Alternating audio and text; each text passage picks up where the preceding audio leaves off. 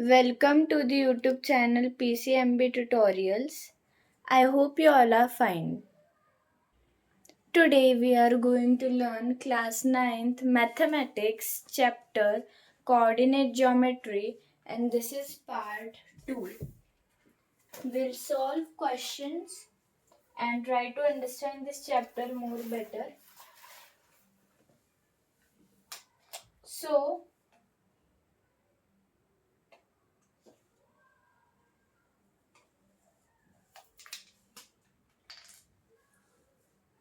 distance between 2 points.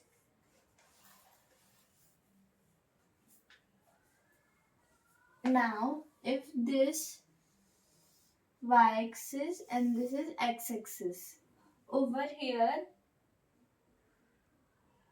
we have this point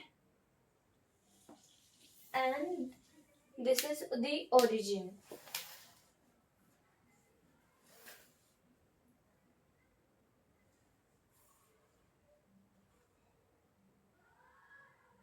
So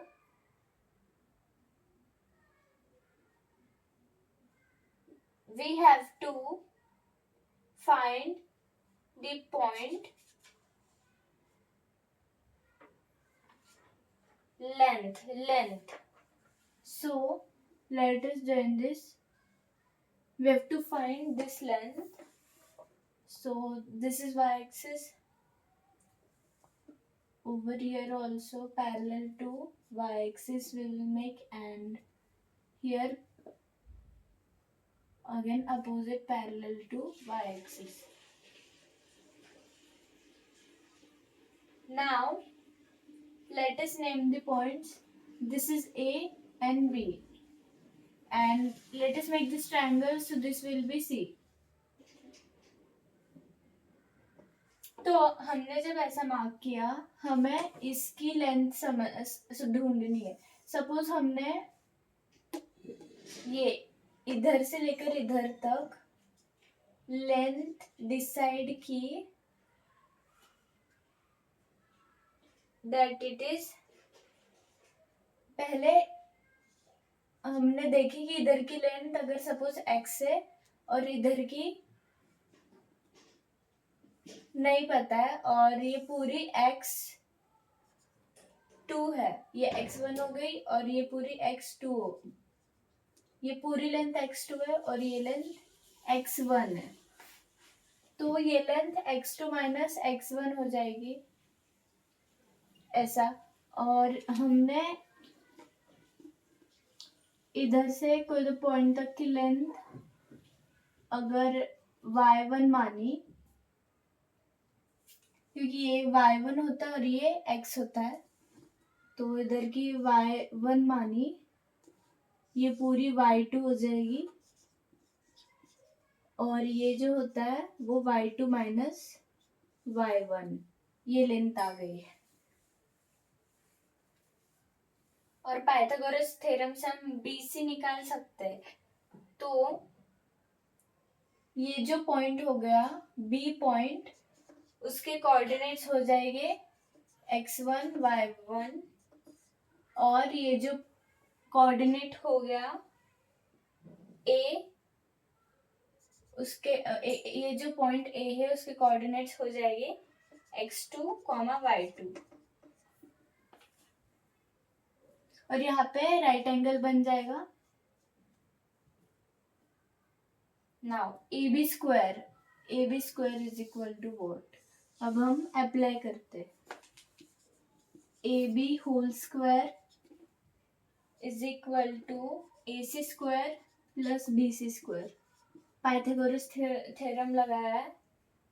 hypotenuse square is equal to adjacent side square plus opposite side square.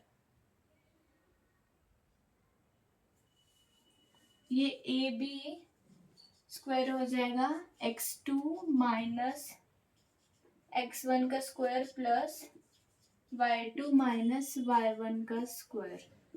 ये coordinates थे, पर हमें यहाँ पे sides लेने हैं, साइड का स्क्वायर. तो AB हो जाएगा root of x2 minus x1 square plus y2 minus y1 का स्क्वायर।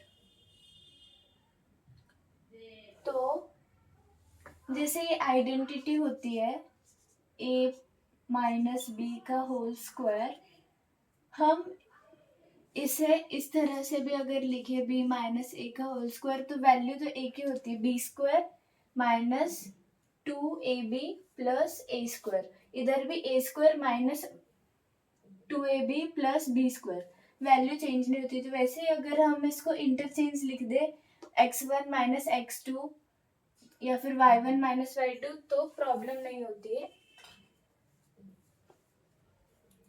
दोनों भी सेम सेम होते हैं।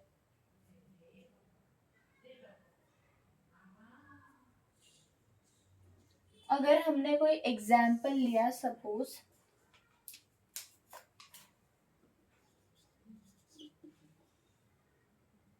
-2, 3 और 4, 7,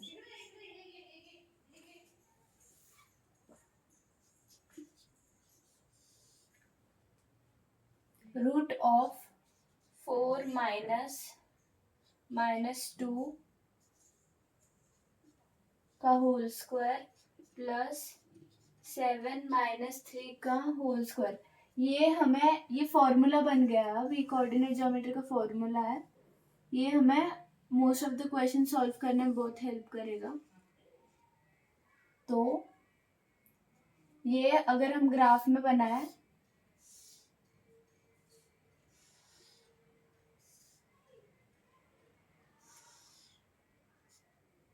तो -2 इधर आ जाएगा, प्लस 3 यहाँ पे आ जाएगा, 4, 7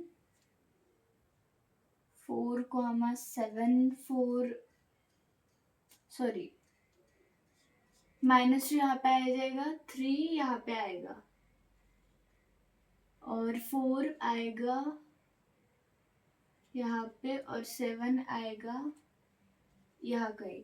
तो ऐसे हमने इस फॉर्मूला को देखकर ये लिया है फॉर बेटर अंडरस्टैंडिंग।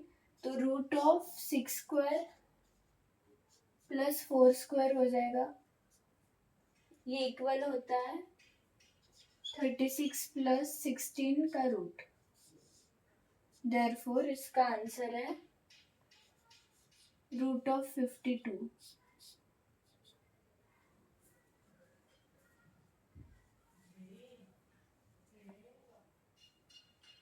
अब हम ग्राफ को देख के एक बहुत इजी सा क्वेश्चन सॉल्व करने वाले हैं। So let us see that. So let us see the question. The nature of the figure formed by A, comma A, B, minus B, comma minus B, C is 0, 0,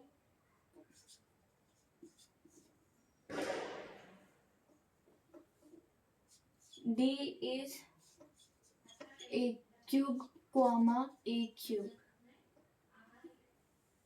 तो option 1 है square, option 2 है rectangle, option 3 है rhombus, option D है none.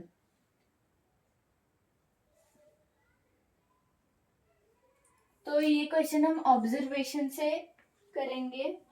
ये Y axis होती है, x axis होती है, ये first quadrant, second quadrant, third quadrant and fourth quadrant. इधर पॉजिटिव पॉजिटिव होते हैं, इधर नेगेटिव पॉजिटिव, इधर नेगेटिव नेगेटिव और इधर पॉजिटिव नेगेटिव। तो ये ए फर्स्ट क्वाड्रेंट में यहाँ पे और यहाँ पे लाई करेंगे।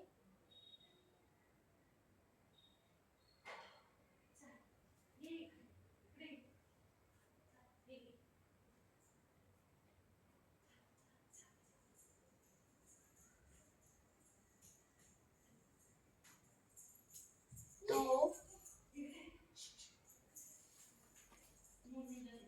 x कोऑर्डिनेट यहाँ पे इक्वल होगा y कोऑर्डिनेट से।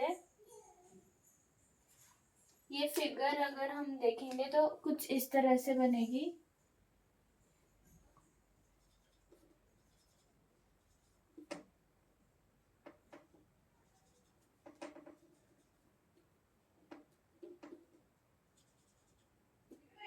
यहाँ पे d पॉइंट होगा a क्यूब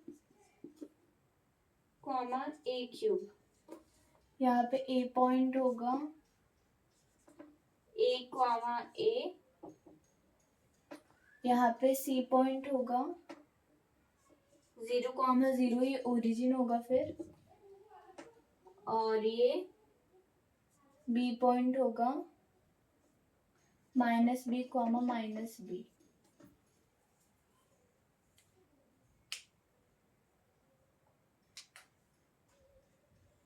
तो सारे पॉइंट स्ट्रेट लाइन पे लाई कर रहे हैं, तो answer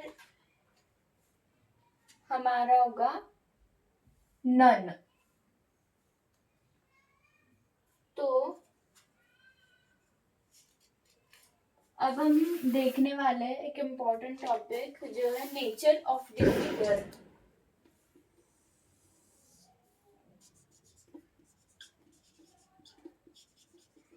nature of the figure.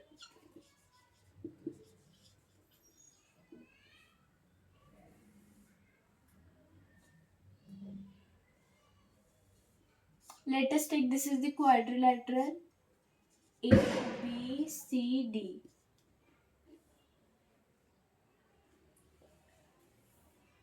तो फर्स्ट केस होगा जब ऑल साइड्स सेम रहेंगे, if all sides are equal.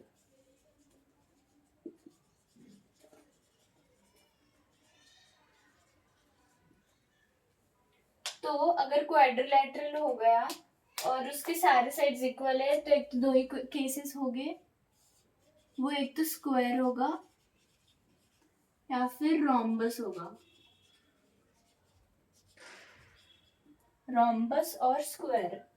तो इनमें डिफरेंशिएट करने को हम करेंगे डायगोनल टेस्ट।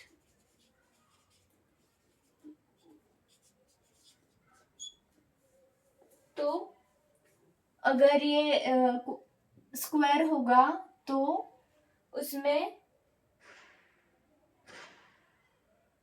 AC और BD इक्वल हो गए, और अगर रोम्बस होगा तो उसमें AC और BD मतलब इनकी डायगोनल्स इक्वल नहीं हो गए।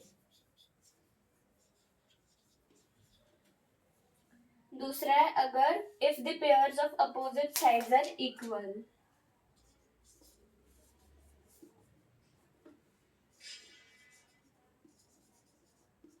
If the pairs of opposite sides are equal, ऐसे लिख देती हूँ, आप समझ जाना, इक्वल।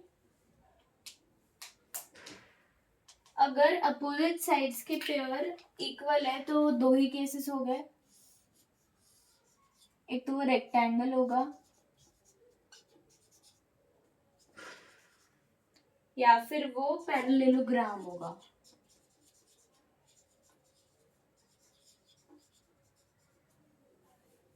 तो यहाँ पे भी हम करेंगे डायगोनल टेस्ट। मैं DT लिख देती हूँ अब शॉर्ट में। डायगोनल टेस्ट होगा तो इसमें डायगोनल्स, रेक्टेंगल में डायगोनल्स इक्वल रहेंगे और पैरेललोग्राम में डायगोनल्स इक्वल नहीं रहेंगे। तो डिफरेंशिएट अगर करना होता है हम डायगोनल्स को ही मोस्टली पकड़ते हैं। अब थर्ड पॉइंट में यहाँ पे लिख देती हूँ, काइट। अगर काइट होगी तो काइट में हमने पढ़ा है कि ये काइट है, समझो ये एडजेसेंट साइड्स के पेयर्स इक्वल रहेंगे। If pair of the adjacent sides are equal, इस तरह से होगा। I hope you have understood this.